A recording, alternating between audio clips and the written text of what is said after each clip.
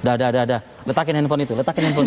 Dari tadi lihat iklan ayam goreng ya kan. Lalu dicari gitu kan. Soda. Aduh, saya tadi ngeliat gambar tuh ada ayam yang kalau di dalam displaynya itu dia diputar-putar gitu loh.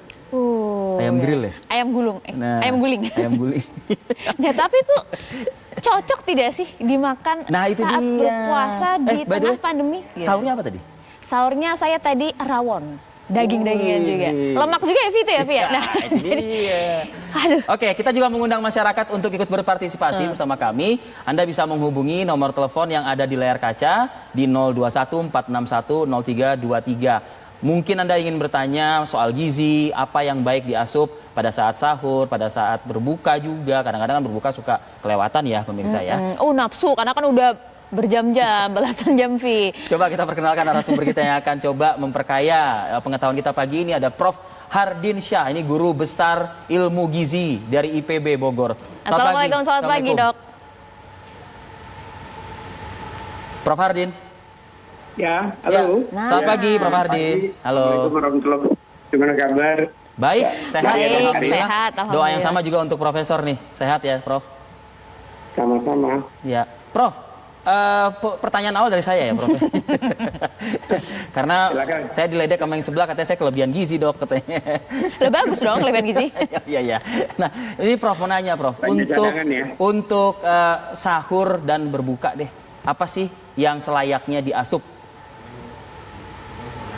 Ya, sebenarnya prinsipnya kalau saya selalu bilang itu ada 5J gitu ya. 5J. Yang pertama itu kita mempertimbangkan jenisnya.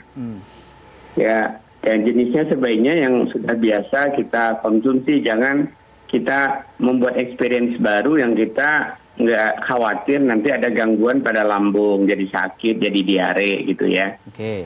Jadi jenisnya sebaiknya yang sudah biasalah sebelum puasa. Kemudian juga dalam arti jenis ini jangan yang rasa di lidah kita itu terlalu ter. Apa itu terlalu ter? Terlalu manis, terlalu pedas, terlalu asam, terlalu asin, terlalu panas. Karena kan slogannya adalah berbukalah dengan yang manis begitu. Kalau nggak sirup-sirupan, es-es begitu, Dok. Ya itu kan slogan bukan sunnah ya. Kalau sunnahnya itu kan dengan yang lembut berair ya. Contohnya kurma, kurma yang lembut. Oke. Jadi buah-buahan juga ada. Jadi makna berbuka itu sebenarnya dengan yang lembut berair, termasuk dengan air. Oke, tadi baru dari sisi jenis ya, karena kalau terlalu kita rasa yang ekstrim, apalagi sekarang banyak dengan sambal level-levelnya ya, itu bisa mengganggu lambung dan kita jadi bisa beberapa kali ke belakang dan itu menyebabkan terkuras dari gizi kita. Kemudian dari sisi jumlahnya, ya dari sisi jumlah, kalau tergantung nih kondisi diri, kondisi tubuh sebenarnya ya, apakah kita ini kurus, apakah kita ini gemuk, punya cadangan di lingkar pinggang yang harus kita ingin turunkan atau kita ingin pertahankan. Kemudian juga apakah ada gangguan, apakah kita sering flu dan sebagainya yang mencerminkan bisa jadi imunitas kita lagi rendah gitu ya kalau sering flu, demam gitu. Nah kalau tadi tujuannya sebenarnya hanya ingin mempertahankan tetap kurus atau ingin gemuk dipertahankan gemuk yang harusnya tidak demikian, tapi siapa tahu tujuan hidupnya begitu ya. Ya tujuan Bang Rify ya Bang? Ya, ya artinya jumlah yang dimakan ya jangan perlu terkhawatir ditambah atau diturunkan gitu karena tujuannya ingin mempertahankan. Tapi kalau tujuannya tadi yang kurus ingin gemuk, berarti ya makan sahurnya lebih banyak kan begitu ya. Ya. Tapi kalau tujuannya tadi ingin mengurangi lemak terutama lingkar pinggang, ya harusnya sahurnya sedikit aja gitu dan diutamakan air. Jadi sahur itu jadi snacking, jadinya bukan meal time, bukan makanan besar. Bagaimana, Prof? Sama dengan berbuka. Berbuka itu pada prinsipnya dia sebenarnya snacking ya, bukan makan besar. Makan malam kurang lebih setengah jam setelah berbuka baru dia makan besar. Ya.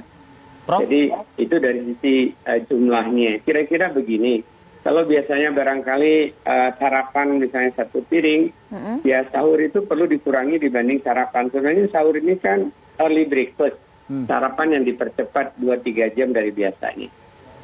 Ya, jadi kurangi porsinya, tetap ada komponen lauk pauk, sayur, buah, makanan pokoknya. Nah, di dalam makanan pokok ini upayakan berserat, sayur-sayurnya juga serat, makan buahnya juga bukan cari buah gitu ya, tapi ketika sahur ini bagusnya buah segar yang berserat. Oke, Dok. Kemudian ada lagi jurus mengolahnya. Prof Hardin, halo Prof Hardin. Ya, kedengeran nggak? Iya, enggak. Saya tadi sudah ingin bertanya ke Prof, tapi sepertinya Prof agak kesulitan mendengar dari kami ya mungkin ya. Ini ada penelpon ya? Ada penelpon. Sinta di Bekasi. Sinta, selamat pagi. Halo, pagi. Iya, Mbak. Iya, mau tanya, kalau untuk anak kecil gitu, Prof, mereka kan suka gampang aus gitu ya pas puasa gitu. Terus mereka harus asupannya gimana ya? Kadang-kadang kita juga takut ya kalau jadi orang tua, kayaknya ya udah deh buka aja kayak gitu. Tapi mereka biar bisa lebih tahan puasanya gimana gitu aja sih. Oke. Nah, Makasih. Ini Bu Ata ya? Sinta ya? Bu Sinta. Bu Sinta di Bekasi. Oke, terima kasih.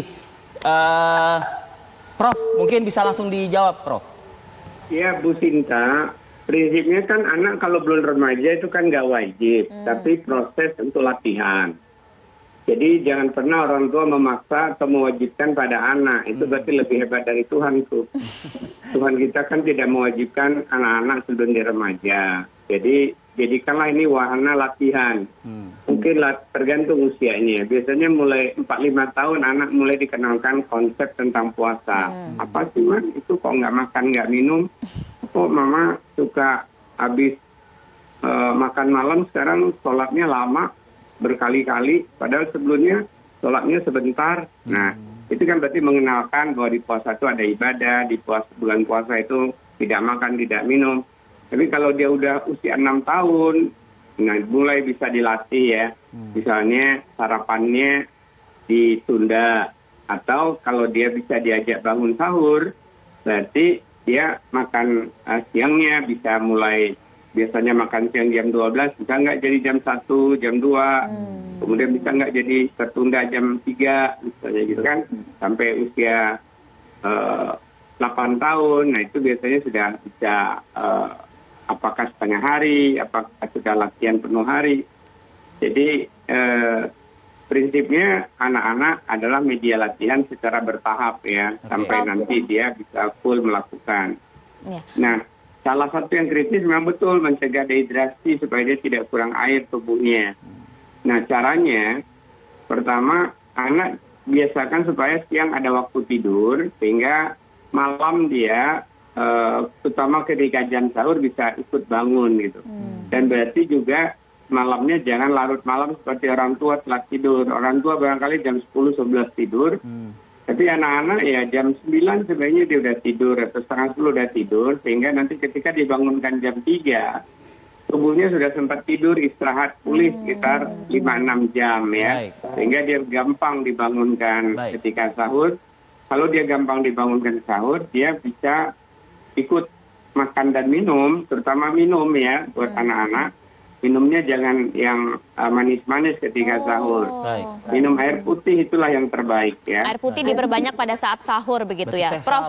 Ya, makna diperbanyak itu ya paling juga 1 gelas, 1,5 gelas buat anak-anak. Kalau dewasa itu dalam penelitian saya 2 gelas mengakhiri sahur itu sudah menyebabkan dia tidak mengalami dehidrasi sampai jelang maghrib. Wah, itu tipsnya. Baik. Ini ada penelpon lagi nih. Masalahnya seringkali orang mengejar makanan, udah kenyang baru minum. Nah, tinggal setengah gelas, nggak ada lagi tempat di perut.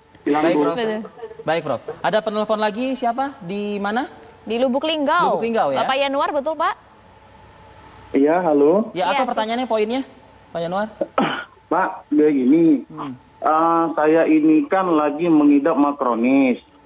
Makronis. Baik. Nah, Makronis ya. di satu sisi bobot berat badan saya itu di 130 kilo. Oh, oke. Terus saya sekarang lagi menjalani ibadah puasa. Oke. Jadi jam 9 pagi itu apa ya, ulu hati saya Perut kayak sudah mulai bergeluduk begitu ya? kayak mual, muntah kayak gitu. Tapi saya tetap tahan. Padahal saya udah pakai obat-obat yang paling dosis yang paling tinggi. Nah, bagaimana tips yang paling bagus? Baik.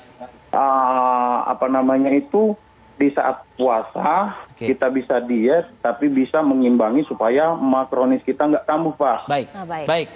Mas Yanuar di Lubuk Linggau, terima kasih atas partisipasi Anda. Prof Hardi, ditahan dulu jawabannya, kita jeda dulu sejenak. Kami akan kembali saat lagi dengan menjawab pertanyaan dari Pak Yanuar di Lubuk Linggau tadi. Ya, kita lanjutkan. Prof, tadi pertanyaan dari Mas Januar bertanya bahwa saat ini dia sudah sedang memiliki penyakit mah kronis, berat badannya juga di kisaran 130-an. Bagaimana caranya selain untuk mendapatkan pahala berpuasa, dirinya juga harus Bisa diet juga. diet juga, tapi juga kemudian asam lambungnya nggak kumat begitu. Prof? Prof? Halo, Prof? Prof Hardi? Gangguan mah atau GERD, kemudian berat badannya juga lumayan tinggi itu. Jadi langkah baiknya konsultasi dulu, karena kita khawatir dengan GERD atau asam lambungnya, penyakit mahnya sudah kronik, ada tukak di dalam, itu tentunya perlu terapi, dan itu bagusnya sebelum puasa ya. Sebulan sebelum Ramadan, dan mungkin ini berarti untuk tahun depan ya. Teman-teman yang mengalami mah sebenarnya sebulan sebelum Ramadan udah konsul gitu ke dokternya. Kemudian nanti dokter akan beri rujukan ke ahli gizi, dietitian atau nutrisionis untuk pengaturan bagaimana memilih dan cara makannya. Tapi tips intinya makannya tentunya seperti pertama apa, Prof? jangan melewatkan sahur ya. Jadi berarti kan harus Tetap sahur. dipasang jam beker. Kalau zaman dulu, kalau sekarang kan dengan HP-nya bisa wake up call gitu, sehingga nggak kelewat sahur. Ketika sahur juga ya diupayakan tidak tergesa-gesa, karena salah satu mah juga dipengaruhi oleh emosi ya, tidak hanya masalah jenis jumlah makanan. Kemudian juga makanannya upayakan sahur maupun ketika Berbuka. makan malam yang ada makanan-makanan yang difermentasi. Fermentasi itu apa ya? Makanan yang diperem diberikan mikroba ya, seperti yogurt, tempe itu kan. Tapi tempe sebaiknya, kalau saya sih biasanya makan tempe mentah ya, biar mikrobiotanya itu kita bisa dapat. Kalau udah digoreng ya mati mikrobiota. Itu higienis, Prof? Kalau ada tape juga, tape jangan digoreng, tape aja dimakan gitu ya, sebagai snacking ketika setelah misalnya makan malam atau menjelang sahur ya. Jadi atau buka, kadang-kadang kalau berbukanya setelah kurma ingin ada snacking, bisa juga snackingnya tadi karena tapi kalau diperlukan nanti konsul aja ke dokter, perlu suplemen, nggak ada suplemen biotik juga ya. Kenapa? Ya karena di dalam kita mengalami GERD tadi itu bisa juga, makanya tergantung hasil pemeriksaan, karena ada bakteri jahat gitu ya. Baik, Prof. Kalau dia udah sampai suka. Baik. Oke, kemudian makannya jangan langsung mendadak porsi besar, pelan-pelan saja ya. Dari porsi kecil, yang juga pilih yang lembut, itu jangan yang keras-keras. Dan pengolahannya juga jangan yang banyak lemak, jangan yang terlalu manis, ya, yang serba itu ya terlalu pedas juga dihindari. Baik. Saya kira itu tips secara umum, tapi tentunya tergantung tadi ya. Konsultasi itu ya. Konsultasi tadi. Oke, ini ada satu lagi nih. Apalagi niatnya ingin tadi menurunkan. Baik, Prof, kita dengarkan ada satu penanya lagi, Prof. Silakan, dari mana ini? Ya. Halo, saya Tamara dari Jakarta. Halo, Mbak Tamara, silakan Mbak, poinnya. Baik, dokter, saya mau tanya nih. Saya ini kan selama puasa sering panas dalam. Nah, terus kadang buang BAB agak jadi sulit gitu. Bisa dibantu, Dok? Asupan apa aja yang bisa bantu keluhan saya ini? Panas dalam. Baik, terutama saat berpuasa begitu ya, Mbak Tamara. Siap. Terima kasih, Mbak Tamara. Langsung, Prof. Singkat, Prof. Waktu kita terbatas nih, Prof. Ya, baik. Jadi bata marah, bisa kan demam itu pertanda bahwa ada gangguan karena bakteri patogen. Sebaiknya itu konsultasi ya, bukan demam biasa barangkali, sehingga perlu ada upaya-upaya konsultasi untuk mengatur terapinya. Bahwa itu gejala ya, gejala menuju sesuatu. Tapi yang kaitannya dari sulit BAB bisa jadi karena kurang gerak, kurang minum.